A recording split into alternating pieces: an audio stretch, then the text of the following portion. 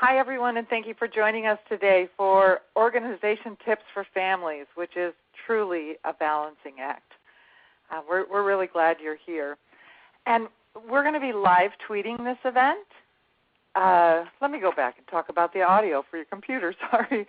The audio for you is set to come through your computer, but if you'd rather call in, these first several slides have a toll-free number and a conference code that you can put in, so please feel free to do that if you're more comfortable or it's easier for you that way. And now we also are going to be live tweeting this event. There's a conversation going on there already at #BH Webinar, so if you want to join that either during or after the webinar, we invite you to do that. And we also invite you to chat with your peers and the Family Room bloggers from Bright Horizons.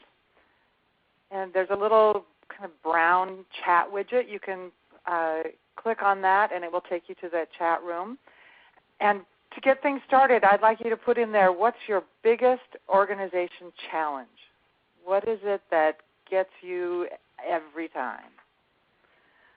All right, so we'll let you chat about that for a little while. And meanwhile, I'm going to start us off with a story and hope that while it may seem like fiction now, by the end of our time together today, you'll have some strategies to make this story at least partially a reality.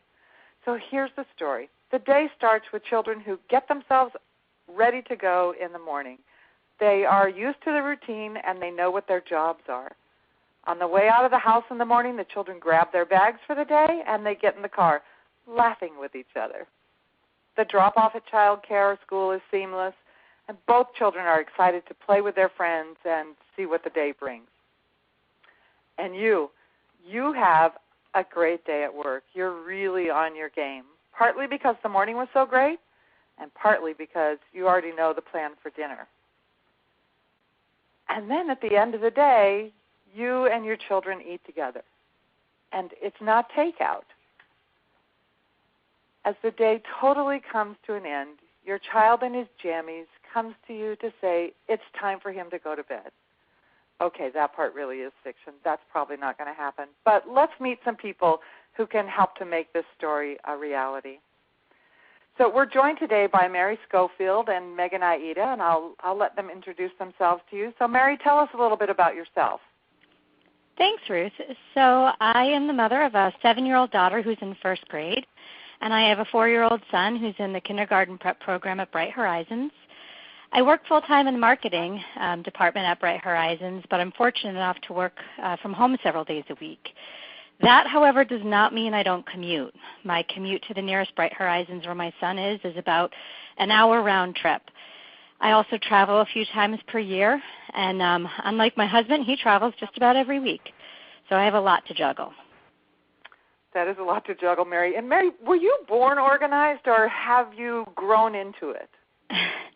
So I was thinking about this earlier, and I think I had a little bit of it that I was born with it. About a month ago, I pulled out my old Legos from when I was a child, and I actually had all the instructions and the original packaging all sort of nice and neatly stored away.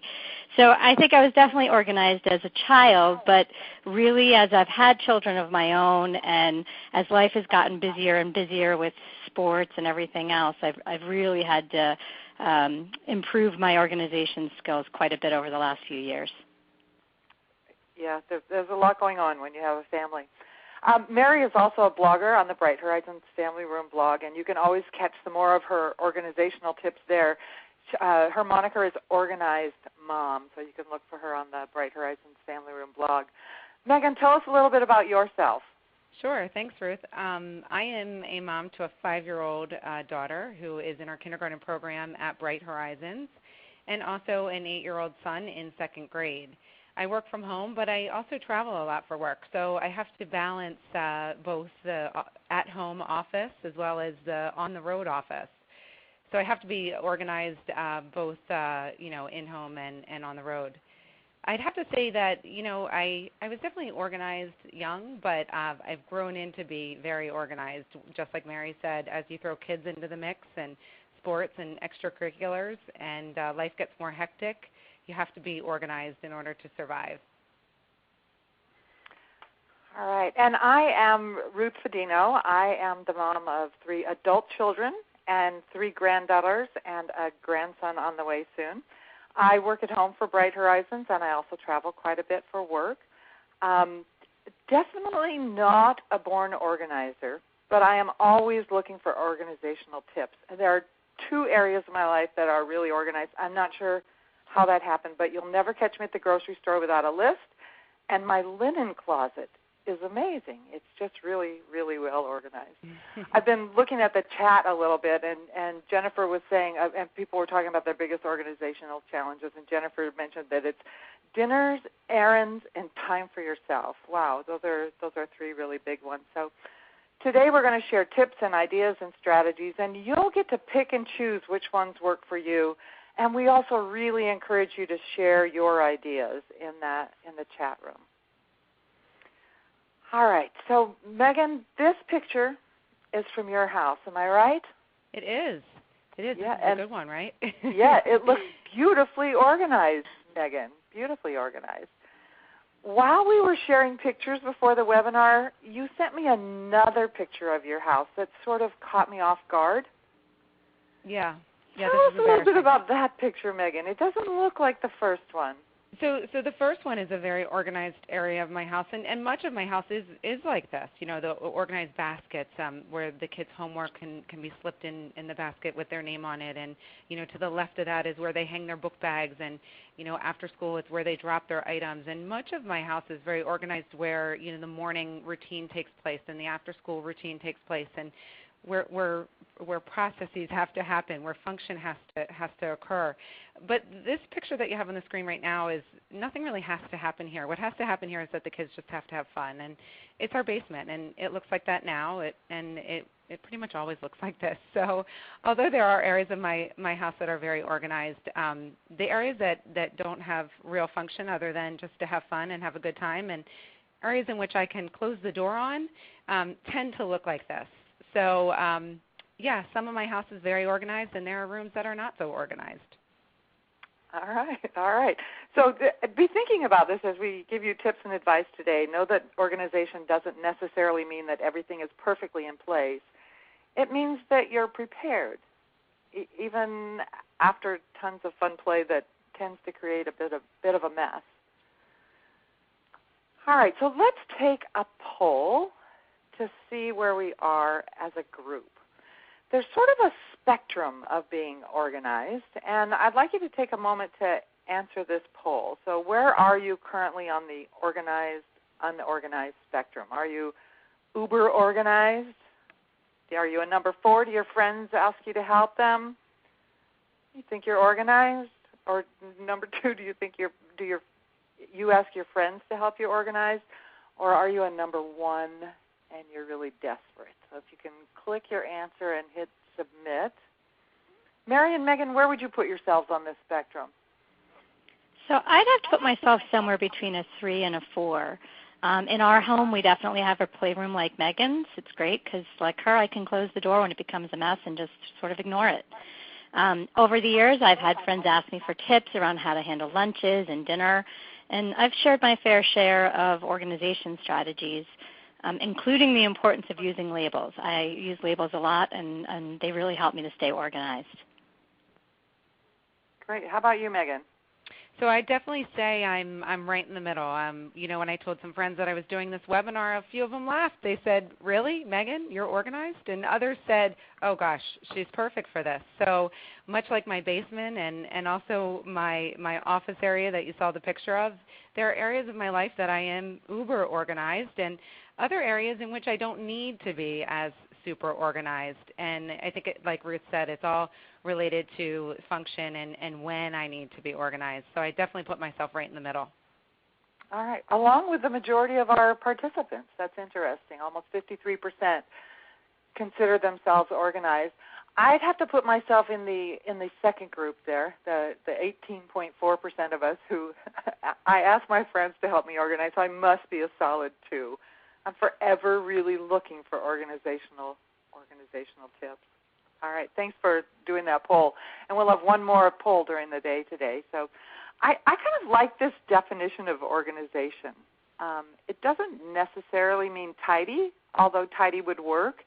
It just means that you've thought through what needs to happen so everything's not all mixed up when it's time to do it.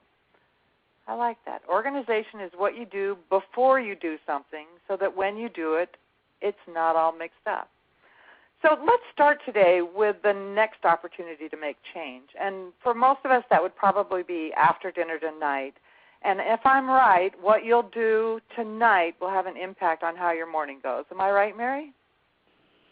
Yeah, definitely. The night before really sets you up for more success in the morning. For me, chaos makes me stressed out, and that's not fair to my kids. So whatever I can do ahead of time really helps me out to have a better day the next day. Great. All right, so let's take a look at that. And let me share with you this real-life story. During the registration process, we always ask our participants to give us questions or comments that they have as they're registering. And Elizabeth from Racine, Wisconsin, put this in her registration information. She said, have any of the presenters taken classes in the night and held a full-time job?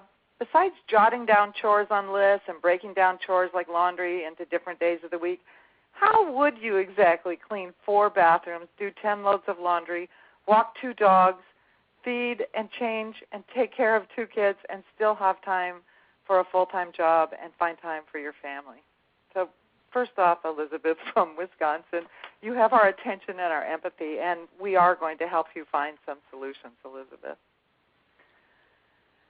So let's assume that you pulled dinner together somehow, and we'll get to some dinner strategies later tonight. And now it's time to get things ready for the morning.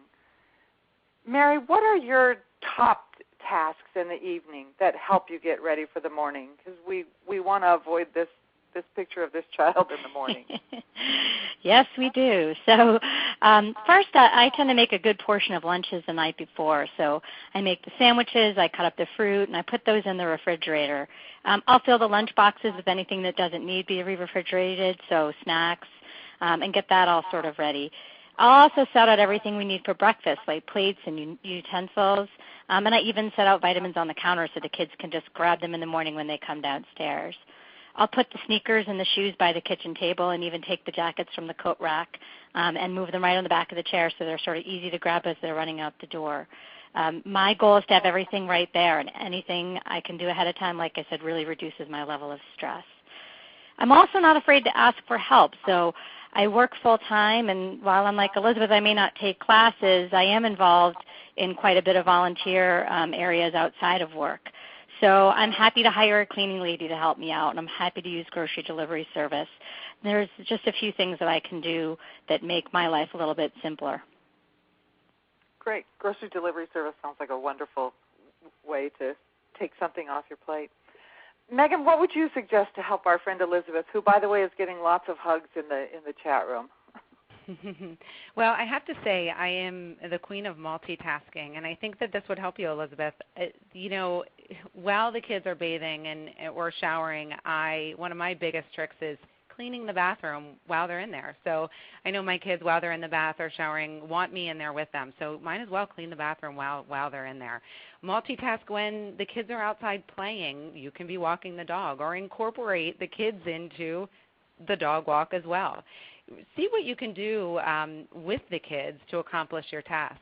You want to balance all of the things you have to do with quality family time. So I try and incorporate the family time into the things that have to be done.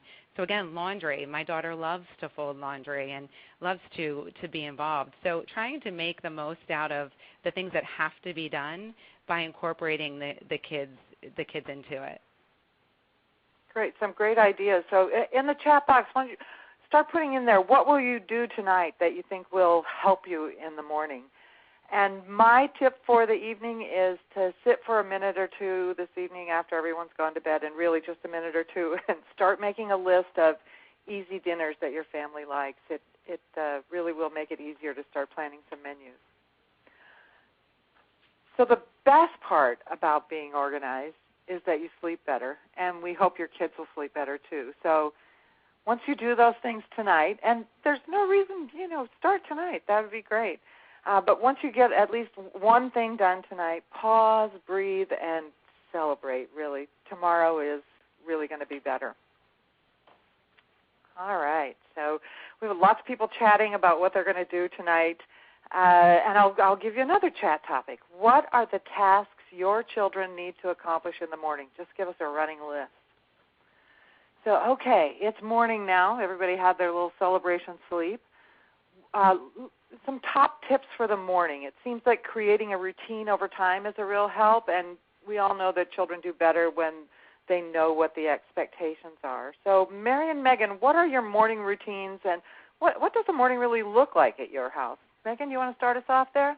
Sure. Well, I got to say, I have to get a head start. I have to get a head start in front of the kids. You know, it's like when you're in an airplane and the flight attendant says, in case of loss of cabin pressure, put your air mask on first and then assist your child.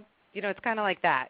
Get yourself ready and then attend to the kids, because you have to be prepared. So, you know, I'm ready, and then the kids get up and they have a routine. You know, they thrive on routine. So they get up, their clothes are prepared, just like Mary said, the night before. So they get dressed, they brush their teeth, they come down. You know, the breakfast items are at their level, so they can then help themselves get their breakfast, you know, get their drinks and prepare for their day. They're on a routine, and they really thrive on that routine. Great. And people are saying, yeah, I dress myself first. That's great. Great. How about you, Mary? What does morning look like at your house? So my kids happen to wake up really early, and I'm not much of a morning person. So usually we start off the day with a little bit of snuggle time, which helps me to gradually wake up. And then, I go ahead and get myself ready. You know, I have an electric toothbrush that brushes for 2 or 3 minutes. So while I'm brushing my teeth, I'm opening the curtains in the kids' rooms. I'm picking out their clothes for the day. So a lot of multitasking that happens. And then once they're sort of dressed and ready to go downstairs, since everything's laid out, we can literally come downstairs and be done in about 15 minutes and out at the bus stop. Wow, 15 minutes. That must be record-breaking time. That's really impressive. And this is one of those times that being organized really helps. All that planning and preparation really helps things run more smoothly. It's such a great way to start the day without hassles. And everyone can leave the house feeling better. So if you're going to pick and choose when and how to be organized, this seems like a good one to tackle early. There's a couple of things to do the night before and having a routine in the morning. So let's do another poll about electronics. Do you let your children watch TV or play with electronics in the morning? Just a simple yes or no, click your answer, and then hit submit. So while they're doing that, Mary and Megan, do you have any rules or guidelines in your houses about electronics in the morning? So for us, for electronics, the only thing we really typically do is watch television. And in the morning, they're actually typically watching Curious George, which to me has been really helpful. Curious George is broken up into 2 different segments, so usually it's like a 10-minute segment, and then there's a little break in between and another 10-minute segment. So that ends up being our bus timer. So after the first 10 minutes of Curious George, it's time to shut the TV off, get our jackets on, and get outside to catch the bus. Wow, a bus timer, Curious George. I bet he never knew. Megan, how about you? TV, electronics in the morning? Sure. So, you know, I mentioned that they're on a routine. Well, the routine took practice, and it took a lot of compromise. And one of the compromise, you know, solutions is electronics. You know, if my son had his choice, he would come down in his pajamas and jump on his DS or watch TV. And so our rule is that you have to get dressed and brush your teeth and come down and eat breakfast. And then as a reward, you can watch TV or play your DS until it's time for the bus. So, you know, as a little bit of a reward, you know, they can, if ready and prepared, watch TV, time permitting. All right. Melissa, show us those poll results. I think they were up before, and I think it was mostly no. Can we go back to that? All right, maybe no. Oh, there we go. All right. So, 55% say no TV or electronics in the morning, and a little bit less than that said yes, it's okay. So, you know, I guess if it serves a purpose, it's okay. All right. So let's talk about getting there, wherever there is. childcare, wherever that is. So are there things that you have or do, Mary and Megan, in your car that make the commute hassle-free?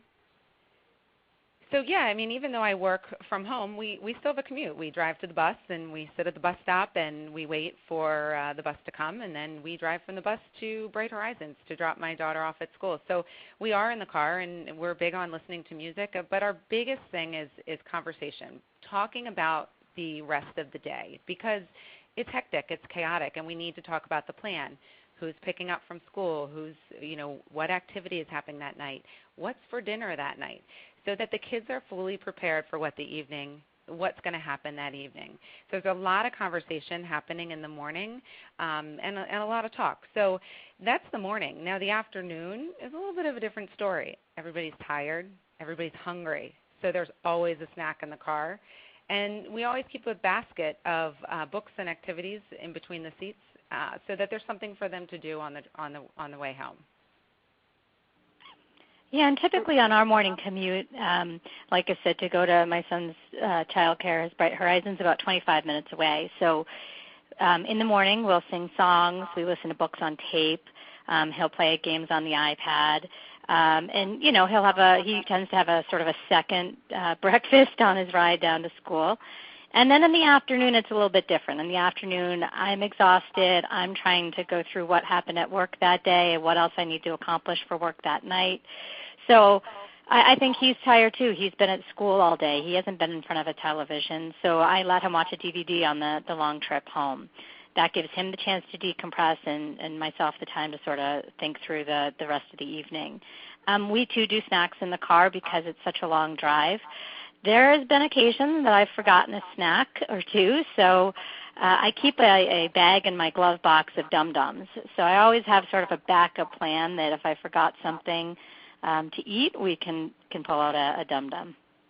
There you go. That's really being organized, a backup plan. That's great. So, all right, so we've gotten there, and now you're at work. You remember that part of our opening story. You're having a great day.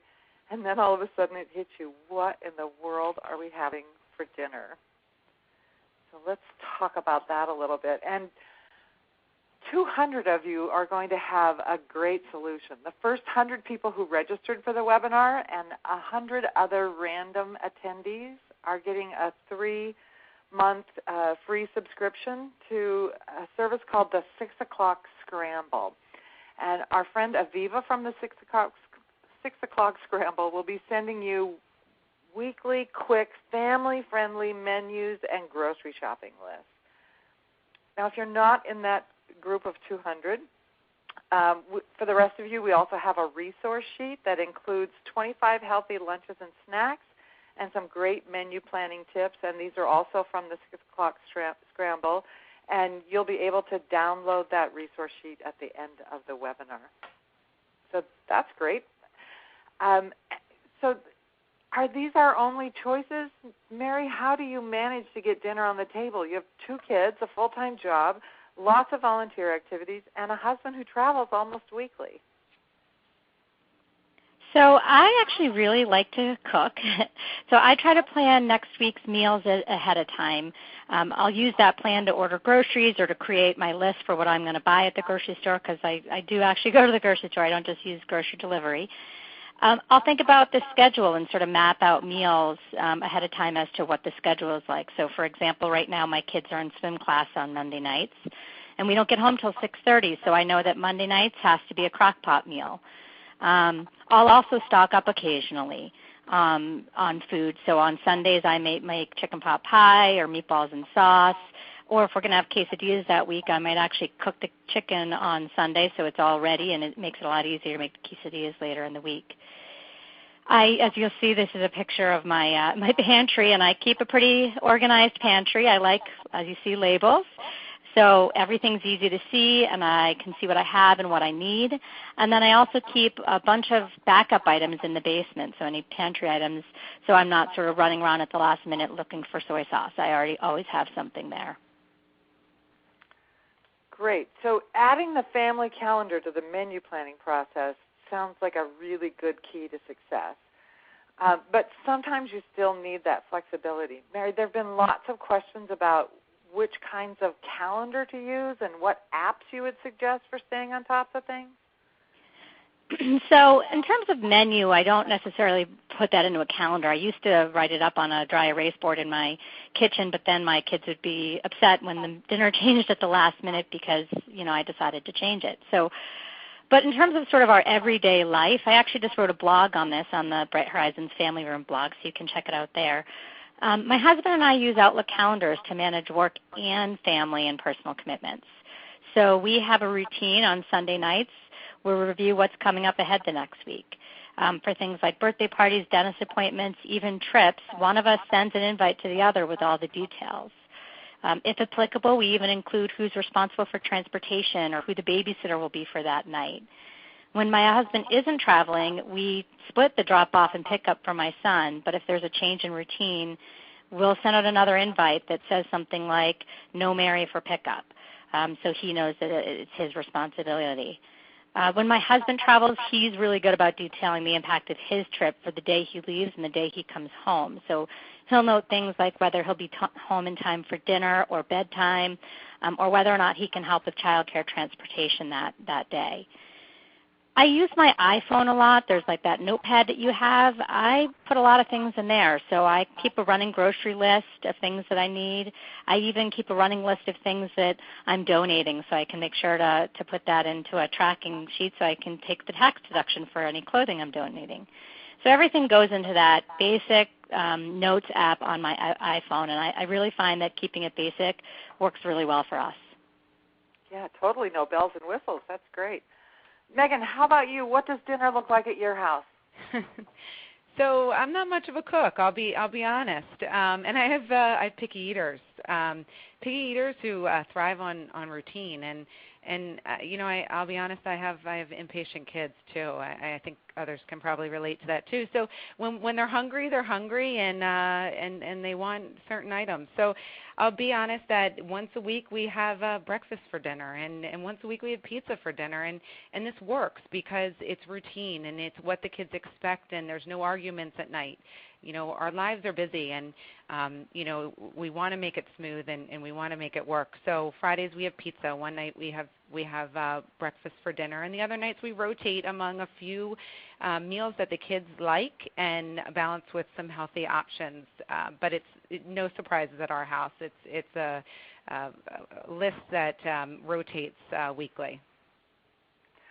And you're getting some great affirmations on. Good. I'm not alone here. People are having Taco Tuesdays and Pasta Fridays and a Love hot dog bar that happens regularly. That's Make great. your own salad night. You got to have them all. Yep. There you go. Makes it fun too. So Megan, if you're not a great cook, do you end up at restaurants during the week ever? Okay, so we do. We not all the time, but we do. And it's a nice social time for us too, and a time to be together. And so we do. I'll be honest with you, and you're showing my favorite part of our. It's the way we survive these restaurant times. So this is my rescue bag.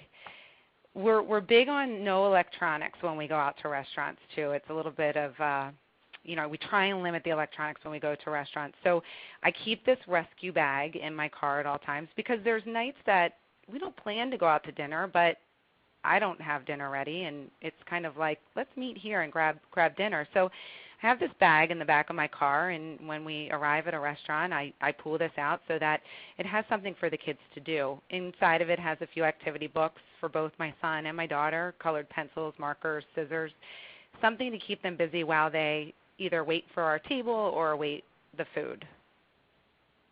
It sounds like a great solution for lots and lots of situations, Megan. I love that it's just kept in your car. It's always there, ready to go. It saved us a lot of times, I'll tell you that. I bet it has. There were lots of questions during the registration process about how to be organized when one partner is traveling or if you're a single parent. So Mary and Megan, you both run into this situation where you're doing it on your own. Mary, what are your solutions? So first is to really make sure that the plans are easier when there's only one parent around, and that's sort of obvious, but you really have to think that through if you're used to sort of working in a dual working family. I make sure that dinners involve a lot less prep work, for example, so we will have things like tacos or, chicken nuggets that you saw on the screen. Anything that's a little bit easier we'll have when my husband's away. I also suggest starting the routines a little earlier to give yourself some more time so that, even giving yourself more time to prep allows you to not be as stressed out when you're sort of one person trying to juggle it all. And Megan, how about you? So I will admit that I set out my daughter's outfits, not my son's, but definitely my daughter's outfits when I travel. Girls are a little bit harder to dress than boys, but I think this helps. We make try to make the mornings a little bit easier for my husband when I am away, down to lunches. If there's an option to buy lunch when one of us is away, we do opt to buy on those days. So it's one less thing that has to be done in the morning to make the routine a little bit easier. Yeah, simplifying sounds like a great idea. And somebody's just suggesting a single mom that she has a sitter or kind of mother's helper from 4 to 7 in the evenings. I love that idea for single-parent families or for times when one partner travels. Just even having a high school student help you out during that time would be a great tip to help you keep your sanity and stay organized. So now we've kind of run through one day. I hope you've decided on a couple of strategies that will work for you. And during the registration process, there were lots and lots of questions about how to organize all the belongings that children have, things like the toys and electronics, their clothes, the art supplies, those copious amounts of papers that come home from school or from childcare. So we're going to tackle some of those. And let's start with toys. Toys seem to multiply when you have kids, and we've all experienced that pain when you step on that one Lego that has escaped from the rest of its family. So Stacy Erickson of Home Key Organization, who did a recent guest blog post for us on the Family Room blog, and Stacy specializes in organizing children's spaces. In her recent guest post, she wrote about the rule of half. And Stacy suggests putting half of your children's toys away and then rotating them out. Mary and Megan, do you do this? And if so, does it help you? When my kids were younger, I followed the rule of half. Almost every month I would rotate the toys in and out. And it was like Christmas this morning every other month when the kids would see something that they hadn't seen for a while. But as as the kids have gotten a little bit older, it's been harder to do because we have a lot more toys that are age appropriate for a longer time span, and they do tend to just naturally play with different toys. So I don't find that I need to actually put anything away. Okay, Megan? I love this theory, and I definitely have practiced this, especially at holidays when kids get an abundance of gifts at one time. I also really follow the theory of when new gifts come in that something has to go. Now, when the kids are around, it's really hard to part with and have them included and say, what do you want to get rid of? They can't do that. They can't, it's hard for them to decide what they want to replace. So what I'll do is I kind of take an inventory of what's around and what I think that they don't play with that often, and I'll move it to the back room. My rule of thumb is if they don't ask for it within the month, then I know it's time that I can donate it. If they do ask for it, I can pull it back out. So my theory is when new gifts come in or new toys come in, something else has to be given away and donated. All right. Yeah, that really cuts down on things. So how do you organize those toys that you do have at your houses then, Megan? So we are big on bins. We love bins and baskets, and if they're in storage, obviously they're in bins. If they're out in the rooms, they're in baskets. I like to group things together. The one picture you have on the screen is of my electronic basket. Often do I hear my son or my daughter saying, "Where's the DS?" or "Where's the LeapPad?" "Where's my iPad?" Or the i device of whatever it is. Any electronic, well, it's in the electronic basket. So we lump everything into categories so that we can find them. Much like Mary has baskets that she'll talk about where the kids can then identify, where their items are around the house. Yeah, so Mary, I think those are your children's dress-up clothes in those baskets, and I love how your baskets all match. It makes it look so put together. Yeah, the baskets, the contents aren't put together, but they do look presentable from the outside. So, what you'll see there is on the bottom shelf are actually 2 dress-up bins because we do a lot of dress-up in our family, and when we can, we try to keep one for girls' dress-up outfits, one for boys' dress-up outfits. Although, my son inadvertently ends up in a tutu at some point. It's just the way it happens. And then the other bins that we have there, and this is just some of the bins that we have, but we have one on the right that's filled with, all the food stuff that goes with the play kitchen that they have. The one on the left is Play-Doh. So we keep some toys like Play-Doh a little bit out of the reach for the kids so that when they want to play with it, they have to ask for help so that we can make sure that we're doing it at the right table and laying down a placemat or whatever it might be. So, we do keep some things a little bit higher. But you'll see that all of those are labeled so the kids know exactly what's in them and they don't forget about what we've put up in the baskets. So those little black tags on there that says what's in there, is that right? Yeah, absolutely. And my oldest daughter can read them, so she knows to tell what's in there. Great. So then the question becomes, how specific do you get about sorting things? Because Legos seem to be a big thing in lots and lots of families, in the chat box, I'd like you to start putting in there, how do you store Legos? Because Lego storage is a big thing. And it seems like storage needs depend on how your child likes to play with the toys being stored. So, Mary and Megan, let's get to it. How do you store Legos? So these are my daughter's Legos on the right-hand side. She likes to do a set once. She likes to follow the directions. And then we put them back in the box when she's done with them and seal it up. So hers are all nice and neat. My son, on the other hand, likes to build and rebuild and take it apart and put it back together again thousands of times. So, we try to keep the instructions and the boxes around, but a lot of his Legos are either dumped in smaller containers, but they're not as labeled because the toys move around a little bit.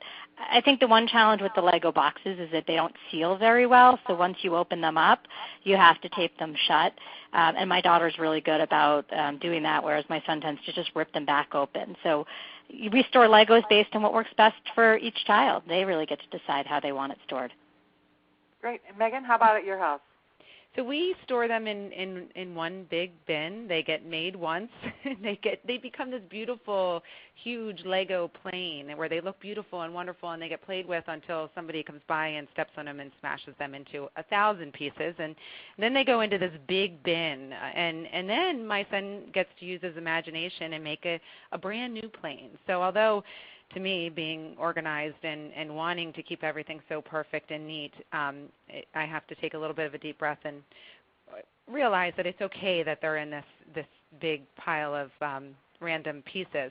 I will say, though, we've learned when you do make that masterpiece and you have that plane, that $100 plane that you just bought, and it's made perfectly, that if you want to keep it like that, we have a shelf that's high and it's above his sister's reach, and we've stored those finished masterpieces up a little bit higher so that they don't come apart into thousands of pieces. So the sets that we want to keep together, we store high on a shelf already made, and then the other random pieces are in a big, large bin. Great. I have a friend with young boys who play with Legos all the time. And they play with them in a little pop-up tent in their toy room, and just all the Legos stay in the tent. That's where they build. That's where they do all of their thing. And then when they're done, they just zip the tent back shut, and all the Legos are still in there. So there are a million ways, and people are putting up lots and lots of ideas on the chat. So great resource. Thanks so much for helping each other out with this question of Lego storage. So let's talk a little bit about laundry. We talked a little bit about it earlier when we were talking about Elizabeth in Wisconsin. But are there tips that you can share that work for you? Megan, how about you? So, I used to take the laundry out of the dryer and fold all the T-shirts and then hang them from there. Both of my kids, most of their clothes are hung. And I found that why am I folding it in between? So I've totally gotten rid of that step. And what I do now is take the laundry straight from the dryer and put it right on hangers, and I eliminate that whole step, which has saved me a lot of time.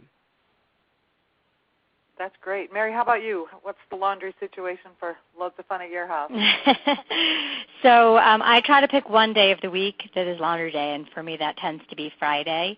And I do withhold one load so that when my son's bag comes back from Bright Horizons, I can throw in his sheets and his blanket and everything. So it all sort of happens on Friday, and then Saturday we tend to put it away. Right now my kids are small enough, or their clothes are small enough, that the family of 4 can fit into 1 or 2 baskets before I bring them upstairs. Each child's clothing goes into like a quarter of the section, and then socks and stuff that gets hung up goes into the other half of the basket.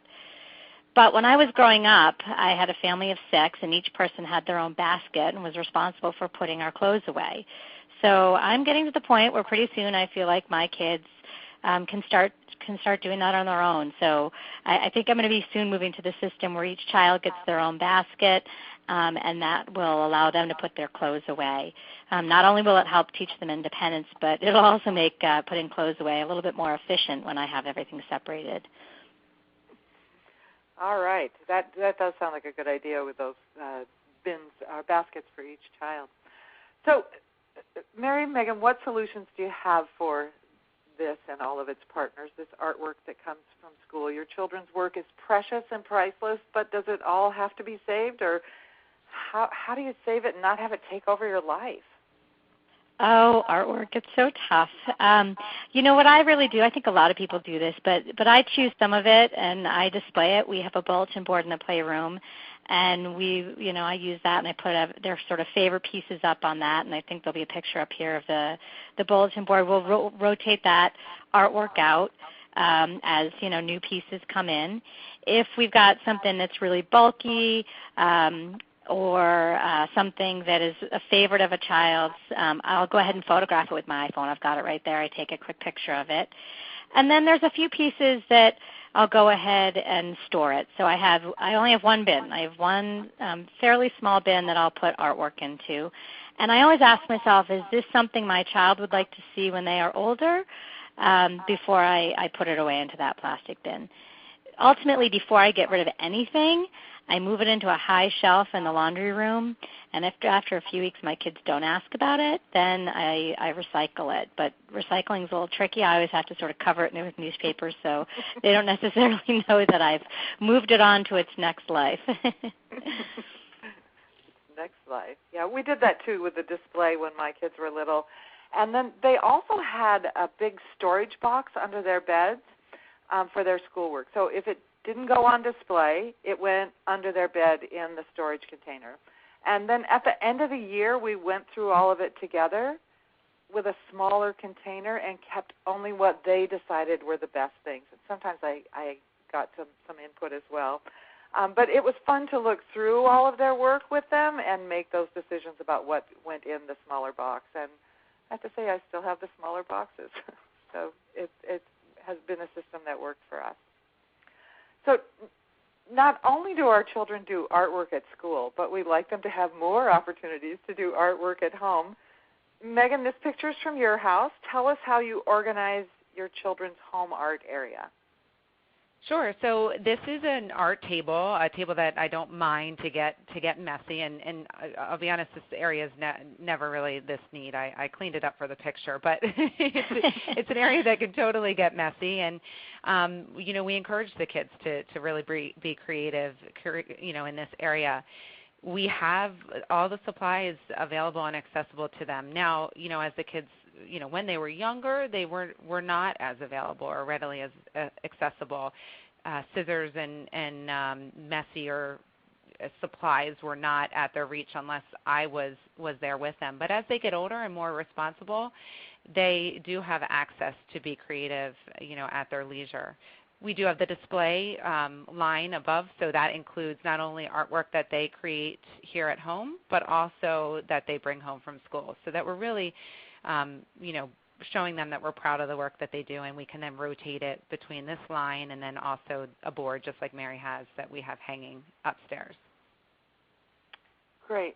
And if you're feeling guilty about throwing away your children's artwork, Alice on the chat feed says artwork is really about the process, not the product. So that it's okay to get rid of that artwork. They got their good from it, so that helps a little bit to get rid of those things. How about art supplies storage at your house, Mary? So at our house, I have separate bins. Here is a picture of bins for markers, colored pencils, crayons. The big bin is actually filled with all those Color Wonder markers that you get with every Color Wonder book you get. And they are all stacked right next to the coloring books and activity books, so it's really easy to sort of grab those and have fun.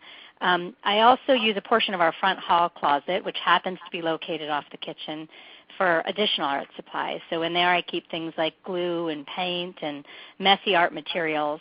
And this way I can really be more aware of what the kids are taking out to create with so that I can contain the mess by making sure that the table is covered or that they're using placemats before painting, for example. So we sort of have two different areas that we keep art supplies. All right.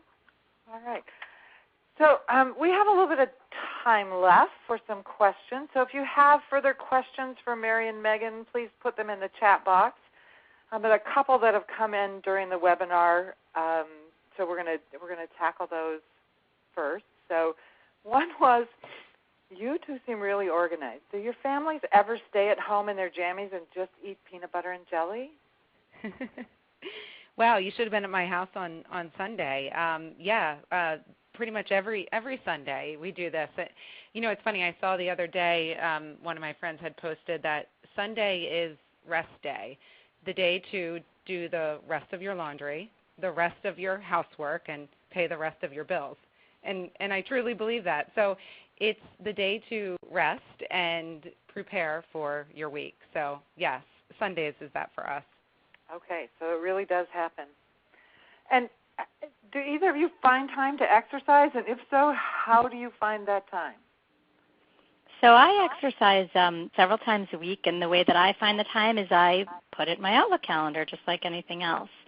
So I schedule it just like I would any other appointment so that I don't skip out of it. And it's really the only way. I truly love the exercise I do, but it's really the only way that I can make sure that it happens and that I've allowed myself the time to do it. All right.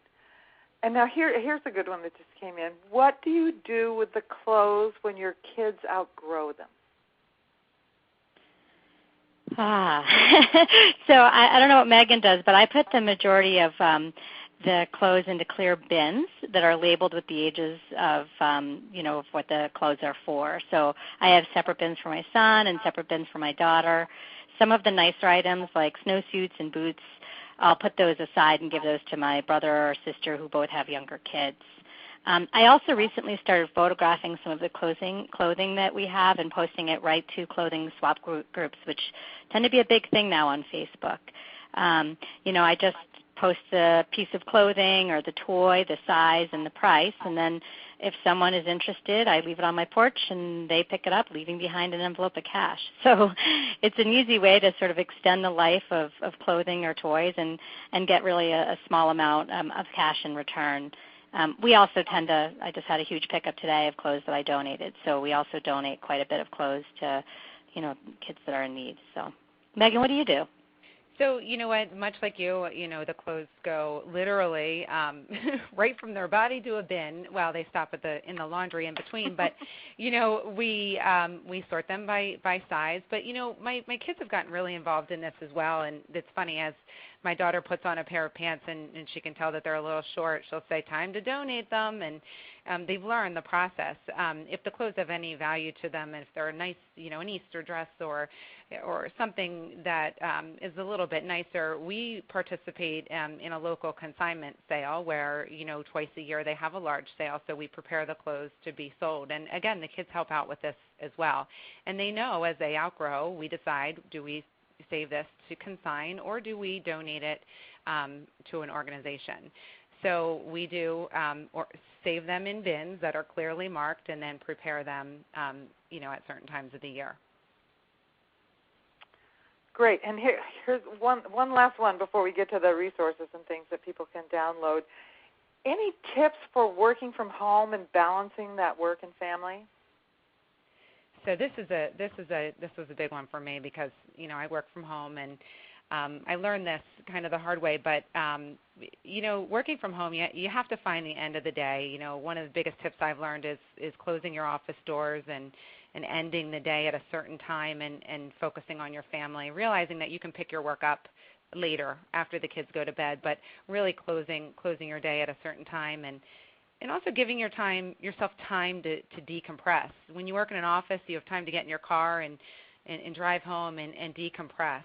And when you work in a home office, sometimes the end of the day is when the kids come running in the door off the bus. And whether it's a walk around the block before the kids come home or just 10 minutes to step aside before the kids come home, gives you time to regroup, take your work hat off, and put your mom hat on, and it really helps. Great. And then one more question that seems to be getting a lot of play on the chat about how do you store things if you don't have big spaces to store things? If you live in a small apartment or a smaller house, any suggestions there? They're talking about using vacuum bags, those vacuum bags that you suck the air out of them. They're any fantastic. Other suggestions? Fantastic. I've used them, and they are great. It's going to be my suggestion right away. Yeah, the vacuum bags, and I'll have to say, don't be afraid to let something go. Part of being organized for me is really not feeling guilty to donate something, and it's amazing the amount of stuff that I've hung on to that I look at and I think it's sat there for 4 or 5 years, and why am I hanging on to it still? So if you're not planning on having another child, you may want to just donate some of the stuff that you have versus having it take up more space and create clutter. Yeah, my family moved from our family home where our kids had grown up when my boys, I have twin boys, when they were 18, and we were cleaning out the attic, which I was sure was just really important things that I had saved from their childhoods, and I didn't really need their water wings anymore. They, there were just lots and lots of things up there. So yeah, I think that's the other part of Stacy from Home Key Organization's rule of half is, rotate the toys so only half of them are out, and get rid of some things, whether it's toys or papers or, if you don't have a lot of space. Even if you do, it's just creating more than you really need to deal with. So that would be my suggestion. And under the bed works for us, too. Yeah. So we'd like to invite you to keep the conversation going with us on several different platforms. So Bright Horizons is on Twitter and Facebook. And we have this great Family Room blog where you'll find Mary's Organized Mom blogs. And on Pinterest, we have great boards. In fact, we have a lot of pins about organization. And the way to get to all these, to the specific Bright Horizons places on Twitter and Facebook and the Family Room blog and Pinterest, will be on that resource sheet. So let's talk about how you can download that resource sheet. The widgets that are on the bottom of your screen, I believe they're on the bottom of your screen, you can download the resources by clicking on that widget. It looks like the one on the left here that looks like a folder with a down arrow on it. So if you click there, you'll find a good resource sheet from us and also those things from the 6 o'clock scramble. Also, we'd love to have you take our survey, our webinar survey. So when you click on it, it's that kind of a pink one with a checkbox in it. It opens in a new window, so you can click on it right now while you're downloading the resources. You can click on that survey and take it later. It will really help us improve our webinars, and there's a place to tell us what you'd like to learn about next. And I would like to thank the 6 o'clock scramble for adding the meal ideas and strategies to our resource sheet. It's a great service, and those 200 of you that are getting it are going to be really thrilled with it. So thank you for joining us, and we hope to see you at our next webinar. Bye for now.